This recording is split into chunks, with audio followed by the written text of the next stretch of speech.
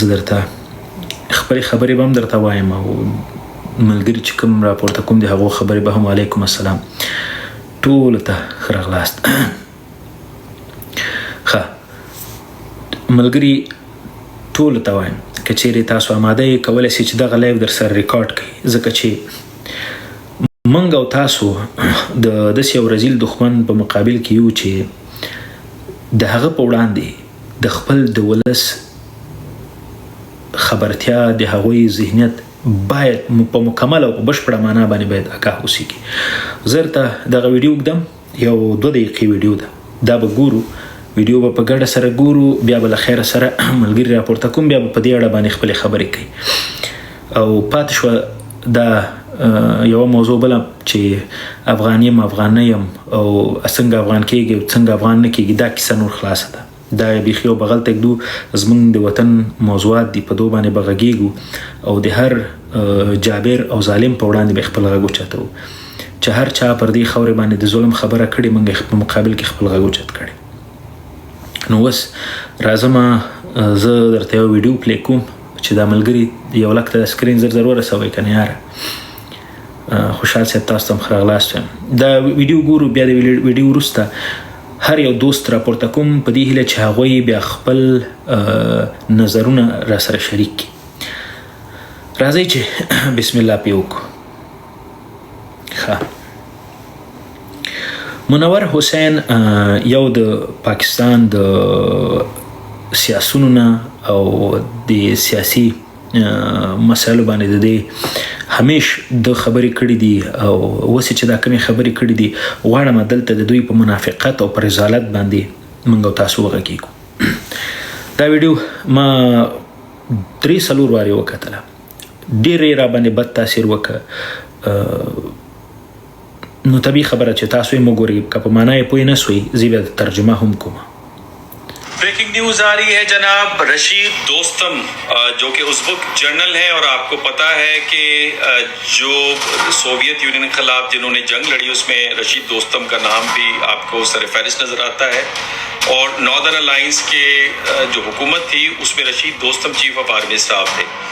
انہوں نے اپنے 25,000 فائٹرز جو کہ لائل ہیں رشید دوستم کے ساتھ، ان کو آرڈر دے دیا ہے کہ وہ اسٹینڈ بائی رہیں. طالبان کی حکومت چونکہ کرپل ہونے کے بہت قریب ہے پاکستان کے ساتھ سیریس کانفلکٹ کی صورت میں، تو لہٰذا وہ اپنے علاقوں کا کنٹرول فوراً سنبھال لیں گے. دوسری طرف سے آپ کو پتا ہے کہ احمد شاہ مسعود کے بیٹے احمد مسعود نے ایک بیان جاری کیا جس کی پاکستان کی موقف کی تائید کرتے ہوئے کہا کہ 500% دہشت گردی پاکستان کے اندر بڑھ گئی ہے اور یہ وجہ ہے ٹی ٹی پی اور ٹی ٹی پی کے پیچھے طالبان کی حمایت کی. اس سے پہلے انہوں نے جرمنی سے اور فرانس سے لاجسٹک سپورٹ بھی مانگ لی تھی. تو بہت کچھ پکڑا ہے اور طالبان کے اندر بھی چونکہ ملا یعقوب جو کہ ملا عمر کے بیٹے ہیں وہ چاہتے ہیں کہ وہ حکومت میں آئیں، اور ایک قسم کی ان کی رفت چل رہی ہے ملا آخونزادہ ہیبت اللہ آخونزادہ کے ساتھ، اور وہ چاہتے ہیں کہ ان کی جگہ کے اوپر اس گدی کے اوپر جس طرح ان کے والد بزرگوار برجمان تھے تو وہ بھی برجمان ہو جائیں. تو افغانستان کی جو اس وقت کنڈیشن ہے وہ کنڈیشن اچھی نہیں ہے، بلکہ ایک بہت سیریس اور بڑا شاکنگ قسم کا ایک اور نیریٹو سامنے آیا ہے. بہت سارے ممالک یہ سمجھتے ہیں کہ افغانستان کو 3 حصوں میں تقسیم کیا جائے، ایک حصہ سینٹرل ایشیا، ایک حصہ ایران اور ایک حصہ پشتون پاپولیشن کے اوپر بیس کرتا ہو. اور اس کی اگر کسی نے مخالفت کی ہے تو وہ ہمیشہ پاکستان نے مخالفت کی ہے. پاکستان چاہتا ہے کہ افغانستان انٹیکٹ رہے اور ایک اسٹیبل کنٹری کے طور پہ رہے، اس کے ساتھ ورکنگ کم از کم ریلیشن شپ ہو. لیکن ہمیں یہ بھی سمجھ ہے کہ طالبان جو ہے وہ ایک گوریلا فورس ہے اور اب تک گوریلا فورس کے طور پہ ہی بیہیو کر رہی ہے. کوئی فنکشنل ریاست کے سطح کے اوپر ہمیں افغانستان میں کوئی ایسی بات نظر نہیں آ رہی. بڑی بدقسمتی ہوگی افغانستان کے لوگوں کے لیے کہ ایک دفعہ پھر وہ کرائسس کو دیکھیں گے جو پاکستان کے لوگ اور پاکستان کی حکومت نہیں چاہتی. پاکستان کی حکومت چاہتی ہے کہ امن امان قائم رہے اور افغانستان کی ڈیولپمنٹ میں وہ اپنا کردار ادا کرتے رہیں. آپ کا کیا کہنا ہے؟ اپنی رائے سے ضرور مستفید فرمائیے. تاسو خبرې واورېدلې، زه به درته ترجمه او خلاصه د دې ویډیو ته په لنډو کې کوم خبرې به د پایه زه درته شروع کړم. وایي د افغانستان د بربادۍ او د تباهۍ او د تجزیه کېدو موږ ډېر مخالف یو، د پاکستان خلک او د پاکستان حکومت د افغانستان د تباهۍ او د بربادۍ او د تجزیه کېدو موږ مخالف یو. موږ نه غواړو چې د افغانستان خلک یو ځل بیا تباه شي، برباد شي او د دوی دا هیواد تجزیه شي، چې یو برخه به ایران سره یوځای کېږي، یو به سنټرل ایشیا سره یوځای کېږي، یو بله برخه به د پښتنو تر حاکمیت لاندې او خبره ختمه. دا د افغانستان ټوله کیسه دو راټوله کړله تر دغه ځای پورې. دا یوه برخه. دویمه برخه چې غواړي د افغانستان دننه په ځینو مسایلو باندې وغږېده، د طالبانو په منځ کې په جوړښتونو باندې او د هغوی یو د بل سره چې کوم کانفلیکټس لري پر دو باندې وغږېده. دا یې دوه. درېیمه خبره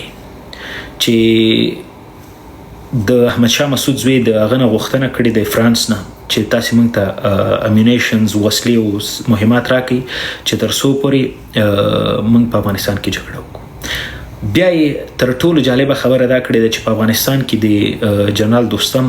د خپلو ملیشو ته امر کړی 25,000 ملیشي تیار دي او دوی به د طالب په وړاندې بیا جګړه کوي. او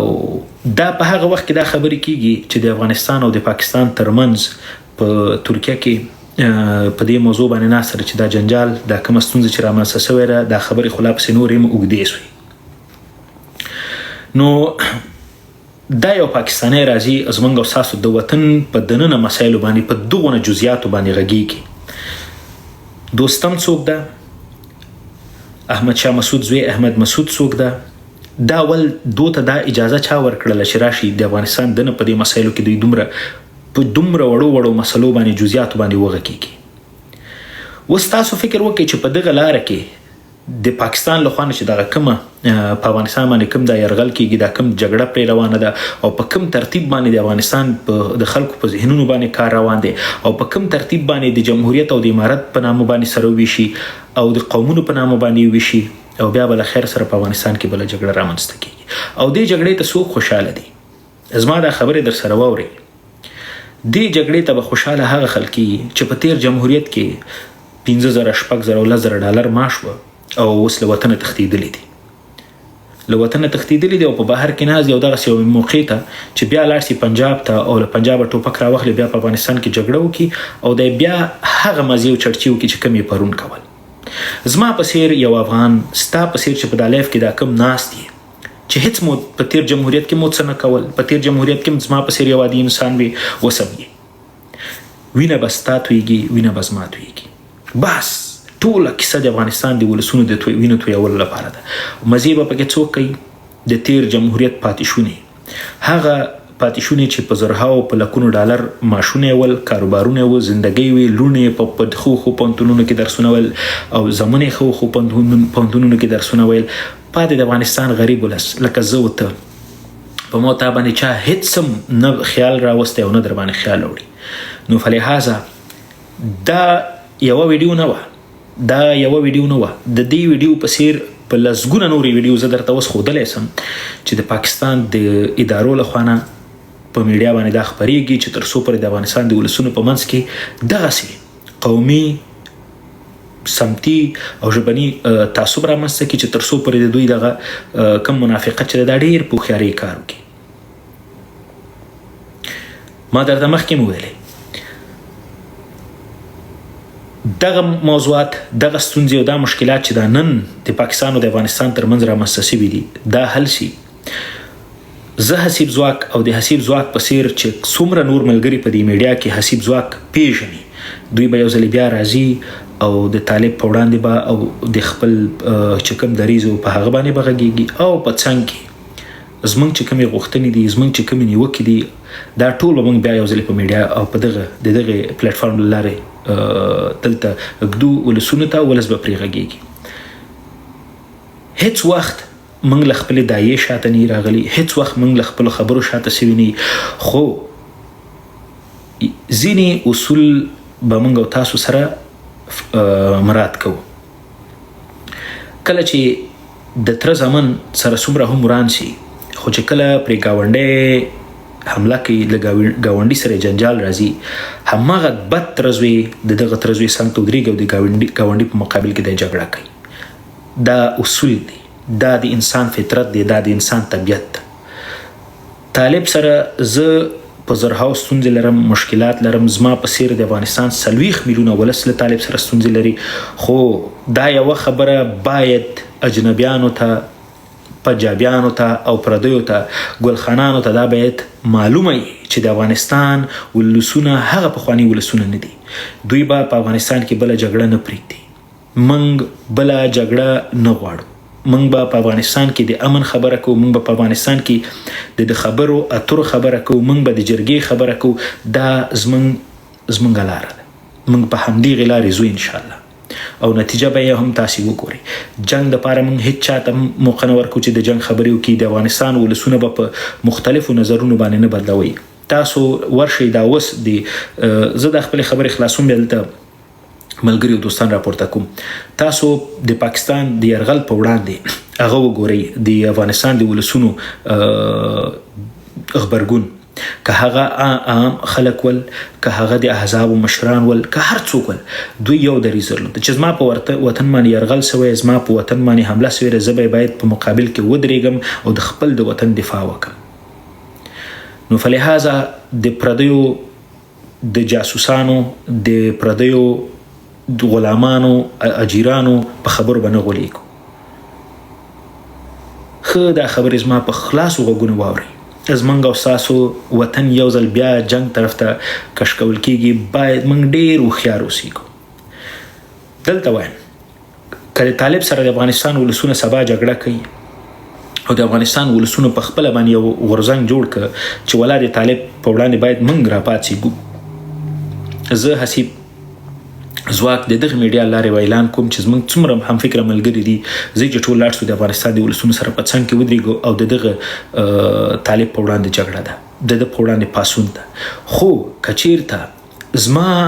په کچېرې په طالب باندې په افغانستان باندې یرغل کېږي، حمله کېږي، څوک یې لوبه بولي، څوک یې مسخرې بولي، څوک یې ټوکې بولي، څوک یې سیاسي لوبه بولي، چې هر څه یې بولي، خو په آخر د ورځ کې که زما د وطن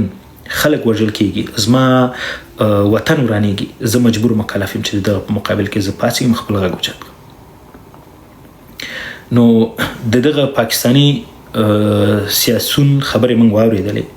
زه به بیا انشاءالله د دغه لایف په دوران کې یو ځل بیا تاسو باندې واورم چې 4-5 خبرو باندې 5 نقطو باندې دې خبرې کړې دي، او دغه 5 خبرې، دغه 5 نقطو ته چې تاسو متوجه سئ، هدف یې یوازې په افغانستان کې د ولسونو په منځ کې نفاق اچول دي او افغانستان یوې بلې جګړې ته راښکول دي، بس خلاص، بل هیڅ شی نشته. اوس راځم دلته په ریکویسټ لیسټ کې زه ملګري ګورم چې دوی راپورته کړم او د دوی نظرونه هم واورم. او یوه خبره مو یاد وساتئ چې توهین، سپکاوی د هیڅ چا هم نشم منلی. که جمهوریتي سره ورانې د جمهوریتي به بې عزتي نه کوي، که د طالب سره ورانې د طالب به بې عزتي نه کوي. هر څوک چې راځي دلته غږیږي، د منطق په ژبه وغږیږي، په احترام وغږیږي، په عزت وغږیږي او خپل نظر وړاندې کړي. د کنځاو، د توهینونو، د سپکاوي حق هیڅ څوک نه لري.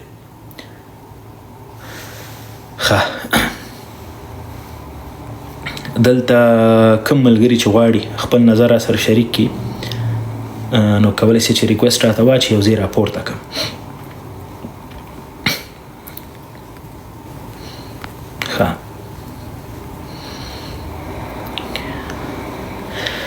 تاسو به د دغه پاکستاني خبرې اورېدلې. د دغه پاکستاني خبرې د ده نه تاسو څه شی لکه اوورال تاسو هغه سمري د دې خبرو تاسو څه شی ځینې اخیستی اسئ؟ زه خو په یو شي باندې پوه شوم چې پنجابی هم لګیا د افغانستان خلاف، د افغانستان تیر جمهوریت. زه یو خبره درته ښه په خلاصو غوږونو واورئ چې موږ ولسونه یو، زه د تیر جمهوریت نه کم کارمن پاتې شوی یم، هیڅ نوم پکې، یو عادي انسان د تیر جمهوریت کې هم ژوند کړی، اوس هم ژوند کوم. د تیر جمهوریت چې کم غله دي هغوی ځانونه پیژني چې په زرګونو ډالر یې معاشونه ول، تورې لنډ کروزرې او باډیګاردان، رینجرې، کشوفش، اخوازه او دی خوازه ساعت یې تیرو، دو ته وایم. کچېرې تاسو په دې فکر باندې چې دا د افغانستان ولسونه په دې خاطر باندې تاسو بیا چکچکې وکړي چې تاسو راسي په افغانستان کې د پنجاب سره په څنګ کې ودرېږي په افغانستان کې جګړه وکړي دا اجازه هیڅ څوک هم در تاسو نه درکوي هیڅ څوک هم نه درکوي د افغانستان دننه 2 لکه ستونزې دي په دوه به موږ غږیږو بار بار به غږیږو خو د اجنبي سره هیڅ هر افغان چې ودرېږي هغه پنجابی د خلاص لکه څنګه د ډاکټر صاحب نجیب په وخت کې کله چې په افغانستان باندې په ننګرهار کې جګړه وشوه هغه کې بل څوک نه ول هغه کې بل څوک نو دا د موږ تاریخ دی دینه موږ خپل تاریخ نه مو هر څه زده کړي دي حکمتیار جمع نور مجاهدین د همدغه پنجابیانو سره په څنګ کې ودرېدل او په ننګرهار باندې یرغل وکړ چې بیا هلته ډاکټر صاحب نجیب دوی ته څنګه ځواب ورکړ زه ځینې دوستان او ملګري دلته لایف ته راغلي دي زه غواړم دوی راپورته کړم او د دوی نظرونه هم واخلم او خوشحال صاحب یوه دقیقه ښه زه به تا راپورته کړم په منځ کې به دغه یوه خبره بله هم وکړم چې دې جنګ ته څوک ډېر خوشحاله دي خوشحال صاحب په خیر راغلی سلامونه احترامات نو دې جګړې ته څوک خوشحاله دي که چیرې پاکستان په افغانستان باندې یرغل کوي په دغه یرغل کې څوک ډېر د دې جګړې طرفداران دي او خوشحاله دي ورته په مقاومت په نامه باندې یوه ډله ده دوی به ورته ډېر خوشحاله دي ځکه دوی خو بیا هغه د لکسسو مزې چې پخوا دوی کتلې او دوی یو ځلې بیا غواړي هغه لکسسې دي او هغه مزې دي او چړچې دي په خر به نو ناست اما په 20 کاله جمهوریت کې دوی داسې لنډ کروزرې وچلولې چې حیران ورته پاتې وو په څنګ کې بله کومه ډله ده چې د تیر جمهوریت کې زموږ او ستاسو که هغه پښتون دی که تاجک دی که هزاره دی دوی درته چې دوی ښه مزې وکړلې ښې چرچې وکړلې اوس دلته موږ سره په امریکا او په اروپا کې پراته دي دوی اوس حیرانې پاتې ځکه دوی خو دلته ناچله شي دوی هیڅ دلته کوم نه کار لري نه روزګار لري هیڅ کاره دي او دوی ته هغه مزې چړچې دلته نسته 10-12 باډیګاردان پسونه او مزې او چړچې هغه خو دلته نسته طبیعي خبره ده دا وایي چې د افغانستان ولس څونه مړنګېږي وژل کېږي ما یې پیڅه چې څومره وطن ورانېږي زما یې پیڅه دلته مقصد یو څوک په لاس کې ټوپک ورکړي چې دی په افغانستان کې جګړه وکړي نو دغه مشخصې حلقې دي چې په افغانستان کې د دویمې جګړې خبره به درته کوي نو اوس د افغانستان او په دغه خبرې بدرګه کوي څوک د پنجاب سیاسون ټوله ورځ په میډیا کې بله خبره نشته همدغه یوه خبره ده چې په افغانستان دننه کې طالبان په خپل منځ کې سره وران شوي دي او هلته د احمد مسعود ډله دا کړې ده جنرال دوستم دا کړې ده دا ده او دا ده په دې مسایلو به دلته ټول ملګري راځي خپلې خبرې به کوي یو ځل بیا په اخر کې وایم چې موږ زه او خوشحال صاحب او زموږ په څېر نور چې دغه ولسونه دي موږ په جمهوریت باور لرو موږ په ولسواکۍ باور لرو زه یو داسې انسان یم چې ما په جمهوریت کې خپل لومړی ټولګی مې په جمهوریت کې ویلی او اخرنۍ ورځ مې چې کله مکتب مې په ښوونځی مې پای ته رسېږي هغه مې په جمهوریت کې زه د جمهوریت په ګټو د جمهوریت په ټولو هغه مفاداتو خبر یم خو په د وطن خبره مې چې سي بیا دغه کیسې ټول زه یو بغل تکدم بیا زه د وطن خبره مې کوم نو خوشحال صاحب تا ته هم زه ښه راغلاست یم په دې هیله چې روغ جوړ اوسېږي مهرباني وکړئ ډېرې مننه ځواک صاحب سلامونه تا ته ټولو ملګرو ته سې لایف کې دي لاندې چې څونه زموږ ستاسې همفکره ملګري دي ټولو ته سلام هسې مخالفین دي هغوی ته سلام هغه چې زموږ خپل وطنداران دي که مخالف دي او که نه دي بس هغوی ته سلامونه خدای دې وکړي چې ټول به ښه وئ روغ به وئ جوړ به وئ زه فکر کوم چې د ځواک صاحب ویډیو خو تاسې کومه ویډیو چې پلی کړې وه دا تاسې واورېدله او هغه ملګري چې په اردو پوهېدل هغه خاص پوس المقصد یې واخیستل هغسې نه پوهېدل ځواک صاحب ورته ترجمه وکړله خبره خلاصه که تاسو ته په یاد کله چې ولسمشر غني د وروستي ځل لپاره پارلمان ته لاړه همغه وروستی ځل و هغې نه وروسته جمهوریت سقوط څه بیا که په یاد مې په دې هغه کې یوه خبره وکړله که درانه مو راته وکتل نو تاسې به درانه سئ یوه خبره یې دا وکړله یوه خبره یې بله کړې وه چې تاسې له غازي امان الله خان نه درس واخیسته دا هم په یاد ده ګورئ کټ مټ همغه سناریو همغه فلم همغه کیسه همغه کهانی بیا تکراریږي دغه ده دغه څنګ کې دغه شریره دښمن چې زموږ ده د ټول عمر دا کړی دی له دې وړاندې دوی داسې کول چې کله به په افغانستان کې یو منظم حکومت جوړ څه یا به ولسونه سره متحد سول لکه نن چې ولس سره متحد سوی دی اتحاد یې سره کړی دی ټول په یو لاس سوي دي یوازې له کرښې دې غاړې ولس نه له کرښې هغه غواړم په زرهاو پښتانه سره یو ځای سوي دي په دې فکر باندې دي چې نه دا ریاست سره ظالم ده او شپه ورځ په موږ باندې بمباریانې کوي او موږ یې مستعمره جوړه کړې ده موږ او بالاخره منظور پښتین هم دا خبره وکړله صحیح نو نن پخوا داسې ول چې دغه خلکو به له هغوی کار اخیسته اسلام به یې سپر که او درته به یې مخکې که ټول وطن به یې درته ګډ وډ که ولسونه به یې درته وپاشل ګوندونه به یې درته له منځه یوړل حکومت به یې چپک که اردو به یې چپک کړله هر څه به یې ګډ وډ کړل که نه د ډاکټر صاحب نجیب په وخت کې چې کومه اردو وه د افغانستان په تاریخ کې به بیا په اسانه جوړه نه کړي د افغانستان په تاریخ کې دغه 20 کلن دوره کې موږ دغه اردو جوړه کړله همده دغه اوس چې بده ورځ کې موږ به راغلي خو همدغه پاکستان د هغه وکاو دا لوبه موږ باندې پاکستان کړې ده پاکستان اصل کې پاکستان چې د اوس کوم سیاسیون کومې خبرې کوي مخور ژورنالیستان کومې خبرې کوي رسنۍ کومې خبرې کوي ښه مثال دغه ویډیو وسې ځواک صاحب پلی کړله پخوا دغه ژبه دې خلکو سره نه وه دغه ژبه ملا سره وه چون موږ اسلامي ټولنه یو بدبختیان به په هر څه باور کول هر څه به موږ ګډ وډ کړل د تیرو مجاهدینو دورې ته چې دوی څنګه په نظر کتل دا ظلم دوی چې جمهوریت وکاته چې جمهوریت جوړ سه وطن جوړ سه خلک تعلیم یافته سول ماستریانې دکتورانې پرمختګ ټکنالوژي دنیا ته راغله دنیا سره مروابط سول نو دوی کټ مټ همغه تمه توقع له طالبه لرله